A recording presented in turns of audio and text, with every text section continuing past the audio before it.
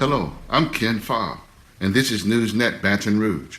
Grab yourself a tea or coffee as I go over with you the headlines from our area and region. A strong group of candidates has their eyes set on a soon-to-be vacated 19th JDC District Court seat in East Baton Rouge Parish.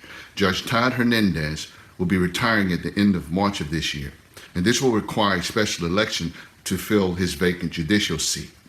Expected to run for this seat are Trey Welch, a current Metro Council member from Zachary, Tarvel Smith, a current Baton Rouge City Court judge elected to that position recently in 2015, an East Baton Rouge Parish Assistant Public Defender named Lynn Leger, and a Baton Rouge attorney by the name of Jennifer Moisant, also are considering a run for this judicial seat. No date has been set yet to fill Judge Hernandez's seat, which is set to officially expire at the end of the year 2020, which is expected to be the same time as the Louisiana governor's election. Now, Tarvel Smith is a 49-year-old Democrat and a current Baton Rouge City Court judge. Trey Welch is a 46-year-old Republican and a current Metro Council member, and he's the son of former Councilwoman Roxanne Welch and current First Circuit Court of Appeal Judge Jewel Welch. Lynn Leger is 51 and a Democrat with the Public Defender's Office for the past 17 years, and Jennifer Moisant is a 46-year-old Democrat who has been practicing law for the past 15 years and sits on the board of the Greater Baton Rouge Council on Aging. However, more candidates are expected to join this race. A Baton Rouge woman has been arrested for trying to smuggle drugs into the East Baton Rouge Parish Prison.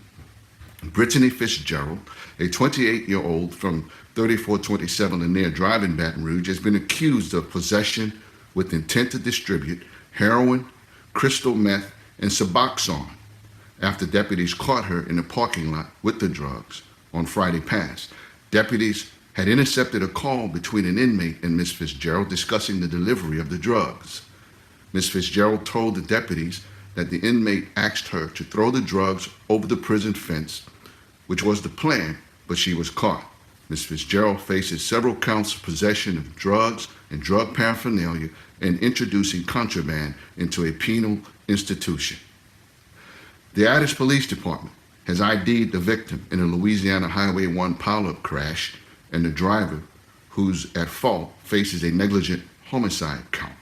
Joshua Pettigo, a 41-year-old, rear-ended a vehicle in front of him near Sugar Plantation Parkway on Tuesday past, causing a chain reaction that piled up a total of 6 cars.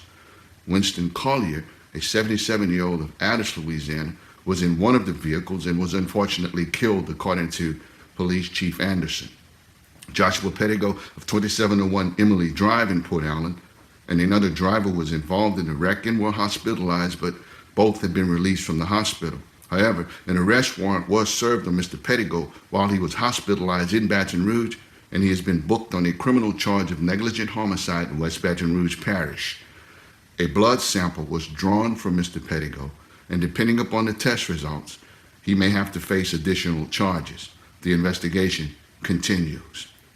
Now, in Livingston Parish, literally speaking, it has taken an act of Congress, but the parish will finally get $50 million from the federal government to clean its waterways. This money, following the 2016 flood, came from the U.S. Department of Agriculture, but it is now being used to conduct what Livingston Parish officials say is the largest drainage cleanup in parish history.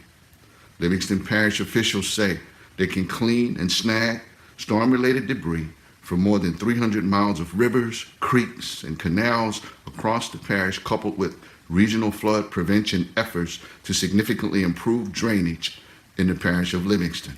Some 70 miles along the Tickfaw River, the Natalbany River, and the West Colleo Creek have already been cleaned.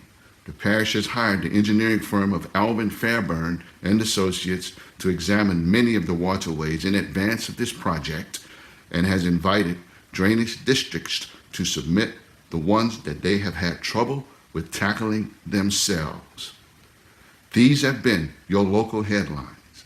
With yours truly, Ken Fogg, and I hope to see you next time right here on NewsNet, Baton Rouge.